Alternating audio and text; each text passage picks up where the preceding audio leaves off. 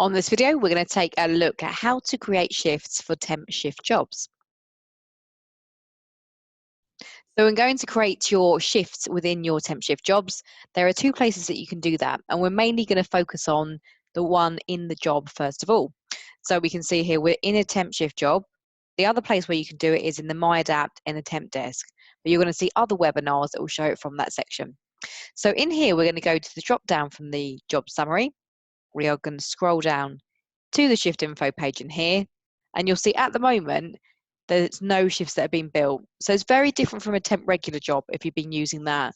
The temp shift job, you create the job and then you go and then manually add in the shifts that you need for that role. So when you scroll down a little bit here, you'll see you've got some options. So you can go and add a shift range, you can add a shift pattern, you can amend and delete these at any time, and then you can go and fill the shifts from here as well. So we're going to focus on building the shifts in this particular video.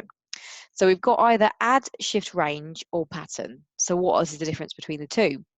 So if we click onto range, you can see in here we have several rows in this section.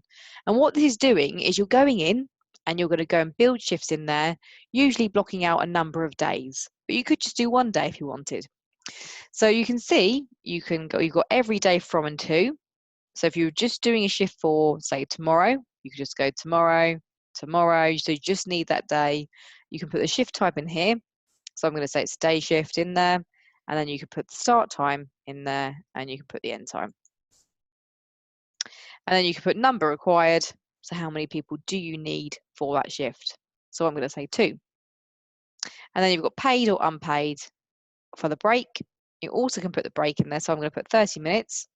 It is on a in minutes rather than hours, and then I'm going to put it's a paid break. So then down here I can say, right, now I'm going to build some shifts for next week. So I've got only 2 people tomorrow, but then I've got shifts from next Monday, so let's go and put those in. And you can go in and you can put it for as long as you like, but I'm just going to say I need people just for that particular week, so Monday to Friday. Now notice in here, if you're going to build shifts for a whole block for a couple of weeks ahead, you have to, you know, here you've got include weekends, yes or no. So if you put yes, it's also going to build shifts for Saturday and Sunday. If you put no, it will just put in Monday to Friday for that period. So then you've got shift type again. So you might go and put in, right, I've got an afternoon shift. So then you can say, we're going to do from 1 and we're going to do until 6. Again, is there going to be a break in there or not? So I'm going to say no, no paid break. And how many people do you need? We need 5 people that day. So you can continue building as many different patterns, different ranges, should I say. So different shift types in here as you want, and then confirm when you're done. And then what it'll do is it'll go and create those shifts for you. And you'll see them listed here. So you've got the day shift, as we mentioned, 2 people, so that's why there's 2. And then we've got in there all the afternoon shifts we need as well. So really handy tool. You've then got add shift pattern. So what is this? So we're going to look at this as well. So again, if you've got working on shifts like patterns like 4 on, 4 off, or 4 on, 3 off, or anything like that, or say even if you've got a client that wants people in on Mondays and Wednesdays for the next 6 weeks, that is still a pattern. So anything that's going to remain the same going forward. So in here you've got day 1 to day 7. We know there's 7 days in a week. So you can go and add those shifts in. You can do the starting day as whatever day you want. It could be a Sunday, if that's usually what it is in, say, your care homes, or it could be a Monday, or whichever day suits. So I'm going to say, again, I'm going to go in there, and I'm going to say my day 1 is going to be 2nd of March. Shift type in there is going to be a day shift, and we're just going to say 6 until 6. Paid break, we're going to do 60 minutes. Sorry, break 60 minutes, unpaid.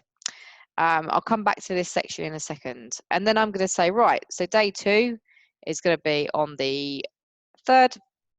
And then day 3 is going to be on, say, the 4th. So you're going to do maybe, and then I'll tell you what, we'll do one more.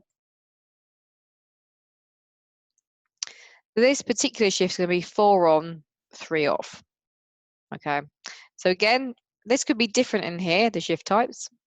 You might have different shift types needed on those different days, but as long as they remain the same in the pattern, that's all that really matters. Again, the start and end times might be different on each day.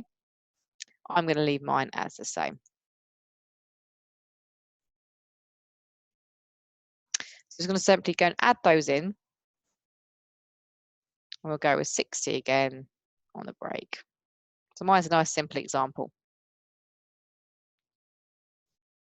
Now what it's asking you here on the end part here, including days. So it's saying how many days are in your pattern before day 1 starts again.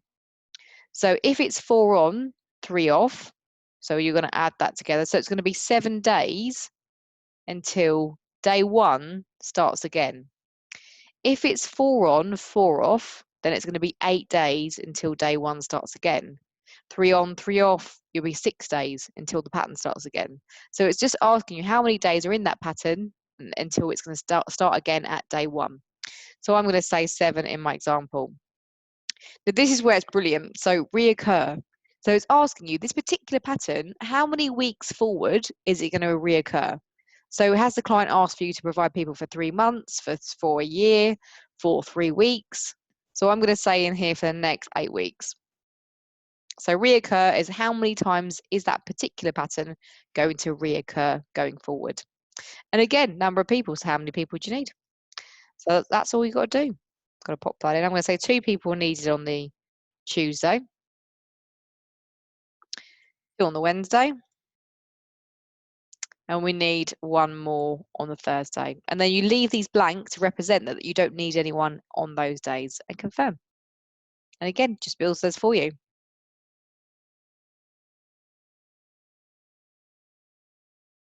Brilliant. So you'll see they're all in here. So fantastic tool in here. So depending on how you work, or you might use both of these, the range and the pattern, you can go and use those in here. The next thing as well is if you need to amend a shift, you can select one in here. You can go to amend. And then from there, you can change the times that you're in there. You could change the break as well. And you can say if it's paid or not.